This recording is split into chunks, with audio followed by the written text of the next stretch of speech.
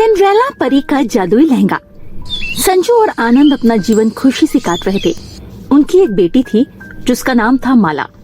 सभी लोग हंसी खुशी से रह रहे थे, परंतु भगवान को ये रास नहीं आया। उन्होंने उनकी खुशियाँ छीन ली। माला केवल 5 वर्ष की थी जब उसकी माँ का पैर फिसलने से देहांत हो गया था। बचपन में ही भगवान ने माला की माँ को माला से छीन लिया था। कुछ दिनों बाद आनंद ने एक शीतल नाम की औरत से दूसरा विवाह कर दिया था। माला, आज से यही तुम्हारी माँ है। परंतु पिताजी, माँ तो मर गई है ना? हाँ बेटा, इसीलिए मैं तुम्हारे लिए दूसरी माँ लेकर आया हूँ। शीतल की भी एक बेटी थी, वो उसको लेकर आई थी। उसका नाम था कोमल। शीतल माला को बिल्कुल पसंद नहीं करती थी। वो हमेशा माला से सारे घर के काम करवाया करती थी और उस पर हुक्म चलाया करती थी। माला, खाना बना कि नहीं? माँ, घर में गैस खत्म हो गई है, इसीलिए खाना नहीं बना है। गैस खत्म हो गई है तो जंगल से लकड़ी नहीं ला सकती थी? तुझे तो बस काम न करने के बहाने चाहिए। चल अब जल्दी से जाकर जंगल से लकड़ियाँ लेकर आ, समझी? ठीक है माँ, मैं अभी लेकर आती हूँ। माला जंगल से लकड़ियाँ लेने चली जाती है। माला के जंगल जाने के बाद शीतल अपनी बेटी कोमल को अच्छा अच्छा खाना बनाकर खिलाती थी। उसके बाद सब कुछ छुपा छुपा कर रख देती थी। एक दिन माला जंगल से लकड़ियाँ लेकर वापस आती है। माँ, घर में समोसे की खुशबू आ रही है। आपने समोसे बनाए हैं क्या? मेरा भी मन कर रहा है समोसे खाने का। तेरे बाप की इतनी तनख्वाह नहीं है कि घर में तरह तरह के पकवान बनते रहे। खुशबू आ रही है, खुशबू आ रही है। बड़ी आई खुशबू वाली। सुबह का खाना रखा हुआ है, जाकर वो खा ले। ठीक है माँ।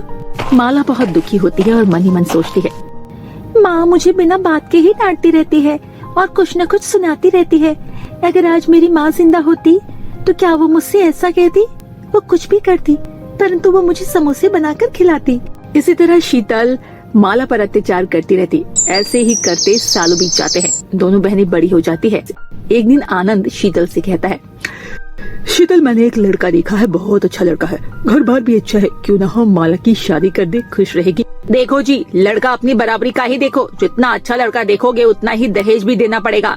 उन्हें कुछ नहीं चाहिए, उन्हें केवल हमारी बेटी चाहिए। इसके बाद अपनी बेटी माला की शादी तय करा देता है आनंद, परंतु शीतल के व्यवहार में कोई बदलाव नहीं आता। माला, जा जल्दी से जाकर रोटियां बना ले, मेरे सर में दर्द हो रहा है। माँ, अगले हफ्ते मेरी शादी है और मेरे यहाँ से जाने के बाद तो कोमल को ही बनाना पड़ेगा ना? तो आप कोमल से ही कहिए ना, वो भी कुछ सीख ले। तेरी जुबान बहुत चलने लगी है, रुक, तुझे अभी सबक सिखाती हूँ। इसके बाद शीतल माला को बहुत मारती है। मुझे मत मारो माँ, मुझे माफ कर दो, मैं अभी बनाती हूँ रोटियाँ। इसके बाद सभी के लिए माला खाना बनाती है। सुबह सुबह खाना बनाने के लिए वो जंगल से लकड़ियाँ लेने जाती है। माला देखती है उसके हाथों में तो चोट लगी है, वो लकड़ियाँ कैसे तोड़ेगी? हे भगवान, ऐसी माँ किसी को मत देना।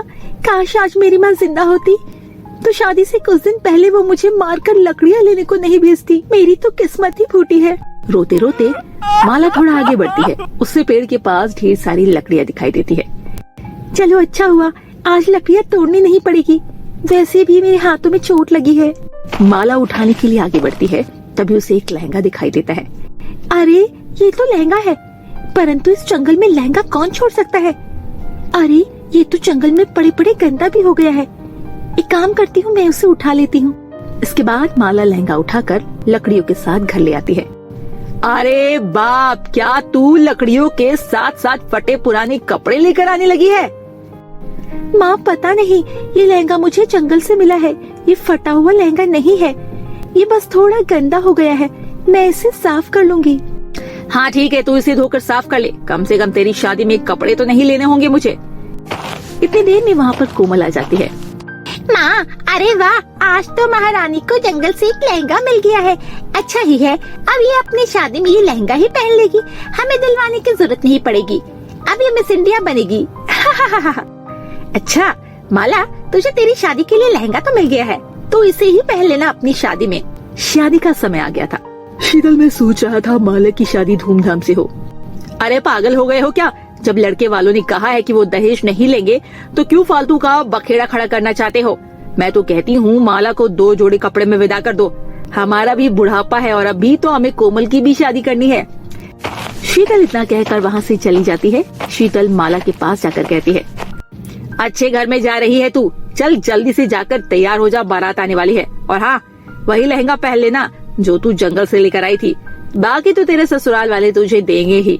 इसके बाद अपने कमरे में जाकर माला तैयार हो जाती है और वो अपने आप से रोते हुए कहती है,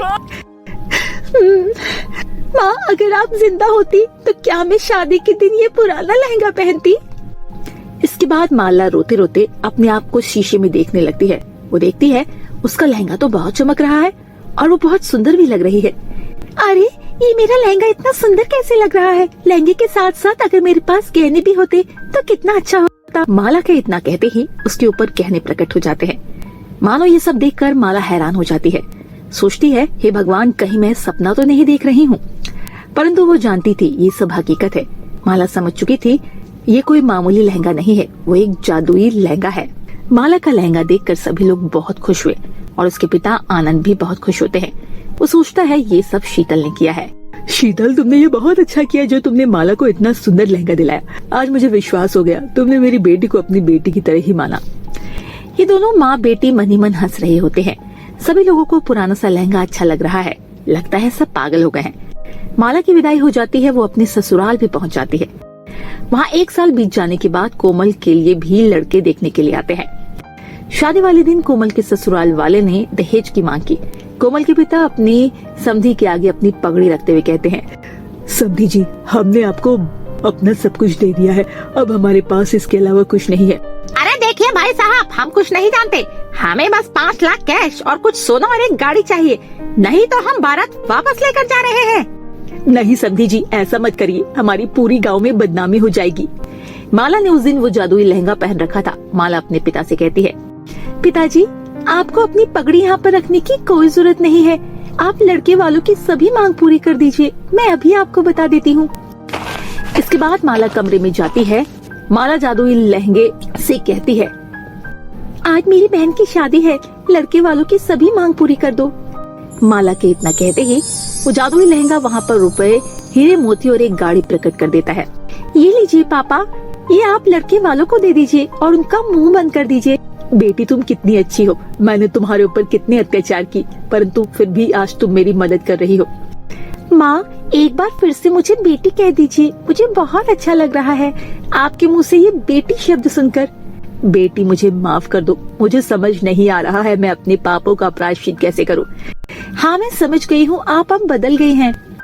इसके बाद शीतल माला को गले लगा लेती है। परंतु बेटी, ये सब तुम्हें कहाँ से मिला? माला किसी को कुछ नहीं बता। अगर वो बता देगी कि ये सब जादू लहंगे से हुआ है तो सबके मन में लालच आ जाएगा। माँ, आप ये सब छोड़िए, बस आप कोमल की शादी में ये सब दे दीजिए। इसके बाद कोमल की धूमधाम से शादी हो जाती है और अब शीतल अपनी बेटी कोमल और माला दोनों को एक तरह से प्यार करती है।